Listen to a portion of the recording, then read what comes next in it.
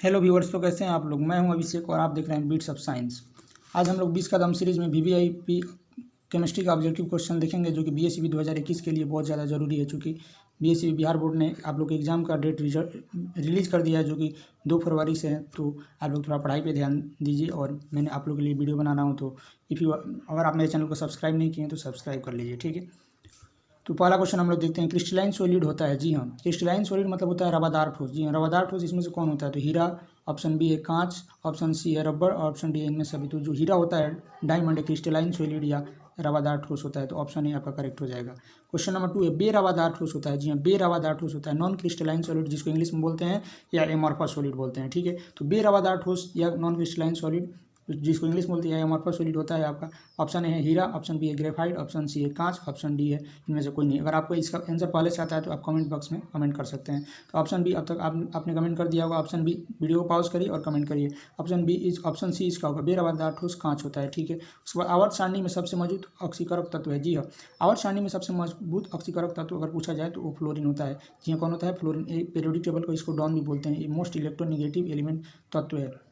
Electron ऋणात्मकता सबसे ज़्यादा fluorine का होता है, और ये डॉन है पीरियोडिक टेबल का। आवर्त सारणी मतलब पीरियोडिक टेबल होता है, तो सबसे ज़्यादा ऑक्सीकरण संख्या ऑक्सीकरक अवस्था फ्लोरीन की होती है, ठीक है। निम्न में कौन फिनॉल का मतलब संरचना है? निम्न में कौन फिनॉल है? देखिए, पहला फिनॉल नहीं है। दूसरी ऑप्शन बी देखिए, ऑप्शन सी और ऑप्शन डी। तो ऑप्शन डी इसका सही होगा। अगर बेंजीन पे कहीं भी OH जुड़ा रहे, यहाँ पे भी रह सकता है, यहाँ पे भी रह सकता है, तो फिनॉल हो जाता है। इसका अगर नाम लिखे तो ये आपका साइक्लोहेक्सेन है। क्या है जी? साइक्लोहेक्सेन है, ठीक है।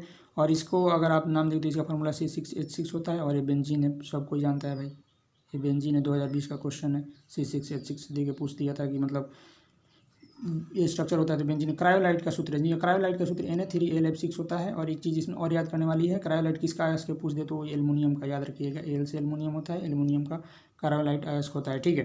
क्रायोलाइट किसका अयस्क है जी? एल्युमिनियम का। और इसका फार्मूला होता है, सूत्र होता है Na3AlF6, ठीक है। बॉक्साइट का सूत्र होता है, बॉक्साइट का सूत्र होता है Al2O3 × 2 बॉक्साइट जो होता है मुख्य अयस्क किसका होता है? बॉक्साइट मुख्य अयस्क होता है एल्युमिनियम का। ये भी एल्युमिनियम का अयस्क है, और इसका फार्मूला होता है Al2O3 × 2H2, याद रह जाएगा। क्वेश्चन नंबर 7 पे आते हैं, निम्नलिखित में कौन सा जिंक का अयस्क नहीं है? निम्नलिखित में कौन सा जिंक का अयस्क नहीं है?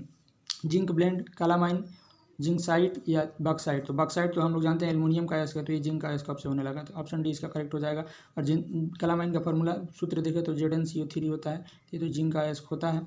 और जिंकसाइट का देखें तो भाई ZnO होता है, जिंकसाइट का Zn होता है। और zinc blende ZnS, zinc blende का होता है ZnS। तो जिंक ब्लेंड तो जिंक का अयस्क हो गया। कालामाइन ZnCO3, जन्म से काला, इसको हमने ऐसे याद किया था, जन्म से काला। तो ZnCO3 भी जिंक का अयस्क हो गया। जिंकसाइट ZnO भी जिंक का अयस्क है, लेकिन बॉक्साइट का फार्मूला अभी मैंने पढ़ाया Al2O3 × 2H2, तो एल्युमिनियम का अयस्क। तो पूछ रहा है कि इसमें से कौन नहीं है जिंक का अयस्क, तो बॉक्साइट हो जाएगा।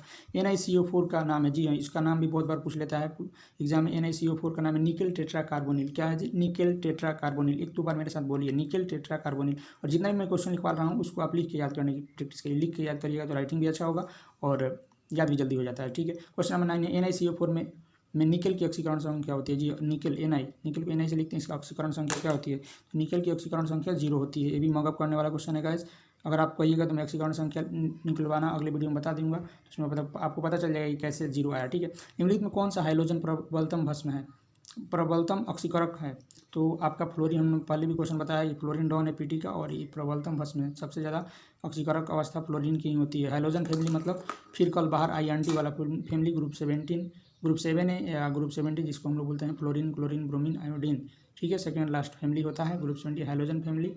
इसको हम लोग नोबल गैस हाइड्रोजन फैमिली इसको बोलते हैं, जिसको ट्रिक हमने आपको पढ़ाया था पहले वीडियो में। फिर कल बाहर INT, फिर कल बाहर INT मतलब फ्लोरीन, क्लोरीन, फिर से हो जाएगा फ्लोरीन, कल से हो जाएगा क्लोरीन, और बाहर से हो जाएगा ब्रोमीन, आई से हो जाएगा आयोडीन, और आंटी से होगा एस्टेटाइन। चलिए नेक्स्ट क्वेश्चन देखेंगे। नेक्स्ट क्वेश्चन में जाने से पहले गाइस आप लोगों से 3 नंबर रिक्वेस्ट है। If you did not subscribe to my channel then please subscribe to my channel, share videos and like, और कमेंट तो जरूर करिएगा गाइस। कमेंट करिएगा तो हमको काफ़ी मोटिवेशन मिलता है, और मैं आपको लिए कौन सा वीडियो बनाऊँ और किस सब्जेक्ट का बनाऊँ, आप लोग कमेंट करिएगा तो मैं उस पर काम करूँगा और मैं उस पर आगे वीडियो बनाऊँगा, ठीक है।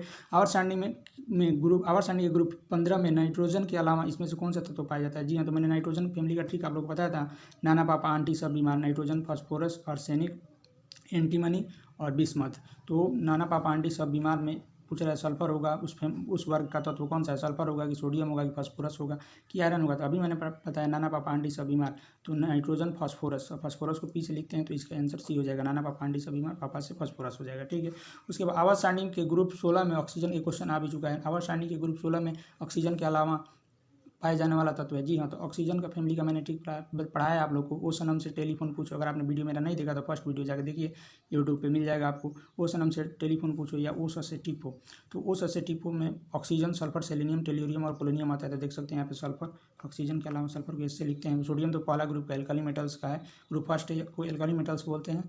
और आयरन तो डी ब्लॉक का है, और नाइट्रोजन अभी आपको मैंने बताया 15 ग्रुप 15th ग्रुप का है। ठीक है, ये भी क्वेश्चन मोस्ट इंपोर्टेंट है। हेबर्स प्रोसेस द्वारा बनाया जाता है। जी हाँ, हेबर्स प्रोसेस द्वारा क्या बनाया जाता है, अमोनिया बनाया जाता है, जिसका प्रोसेस में लिख देता है N2+3H2 ऐसा रिएक्शन दिया रहा है, इसका टू होता है 2NH3। इक्वेशन बैलेंस्ड है, इसी प्रोसेस से बनाया जाता है अमोनिया। इस प्रोसेस से मैं जो रिएक्शन लिखा हूँ इसको अमोनिया, तो इसका आंसर 13 का अमोनिया हो जाएगा। ओस्टवाल्ड, ये तो अनगिनत बार क्वेश्चन पूछा है, इसको गायब मॉकअप करिए प्लीज़। ओस्टवाल्ड विधि द्वारा तैयार किया जाता है। जी हाँ, ओस्टवाल्ड प्रोसेस से क्या बनाया जाता है, नाइट्रिक एसिड बनाया जाता है, जिसको HNO3 बोलते हैं। ठीक है, क्वेश्चन नंबर 15 देखेंगे हम लोग। आधुनिक आवर्त सारणी किसने दिया था, हेनरी मोसले। जी हाँ, हेनरी मोसले ने आधुनिक आवर्त सारणी, मॉडर्न पीरियोडिक टेबल दिया था। मॉडर्न पीरियोडिक टेबल को हिंदी में आधुनिक आवर्त सारणी बोलते हैं। मॉडर्न पीरियोडिक टेबल मतलब आधुनिक आवर्त सारणी किस पे आधारित है, परमाणु संख्या पर आधारित है। ये भी क्वेश्चन बहुत बार आ चुका है। कौन सा अधातु, जी धातु नहीं अधातु, कौन सा नॉन मेटल, नॉन मेटल कमरे के ताप पर द्रव्य अवस्था में रहता है, तो वो होता है ब्रोमीन। सॉरी, यहाँ पे ब्रोमीन होता है। ठीक है, और कौन सा अगर धातु पूछ लिया जाए, इसमें बच्चे बहुत ज़्यादा कंफ्यूज करते हैं, आप लोग मत करिएगा। कौन सा धातु कमरे के ताप पर द्रव्य अवस्था में पाया जाता है, धातु पूछे, मेटल पूछे, मेटल मतलब धातु होता है। मगर मेटल आपसे पूछ लिया जाए तो मरकरी होगा, मरकरी Hg से लिखते हैं, इसको पारा बोलते हैं हिंदी में, इसको क्या बोलते हैं जी, पारा बोलते हैं। ठीक है, और अधातु पूछ ले तो ब्रोमीन कमरे के ताप पर, और धातु पूछ ले मेटल पूछ ले पारा। एवोगैड्रो संख्या का मान होता है, ये भी क्वेश्चन बहुत बार आ चुका है आपके एग्जाम में, तो आप इसको मगअप करोगे 6.023 × 10⁻23। तो आप एवोगैड्रो संख्या का मान, इसको हम लोग Na भी बोलते हैं। एवोगैड्रो संख्या का मान कितना होता है, 6.023 × 10⁻23। इनमें से alkali earth metal, alkali earth metal मतलब ग्रुप फर्स्ट है, भूमिज तत्व जिसको बोलते हैं, ग्रुप फर्स्ट ए पहला वर्ग का तत्व। ग्रुप मतलब वर्ग होता है और पीरियड मतलब आवर्त होता है। तो एल्काली अर्थ मेटल इनमें से कौन, कार्बन नहीं, फास्फोरस भी नहीं होता है, जिंक और सोडियम ग्रुप पहला का तत्व है। इसका वैलेंसी और वैलेंस इलेक्ट्रॉन 1 होता है। वैलेंसी मतलब संयोजक इलेक्ट्रॉन होता है, संयोजकता होता है, और वैलेंस इलेक्ट्रॉन मतलब संयोजक इलेक्ट्रॉन होता है। तो चलिए गाइस, वीडियो तो समाप्त हुआ, और आप मेरे चैनल पर नए हैं then please subscribe to my channel, share my like करें और शेयर करें और कमेंट करके जाएँ। चलिए, तो मिलते हैं अगले वीडियो में, धन्यवाद।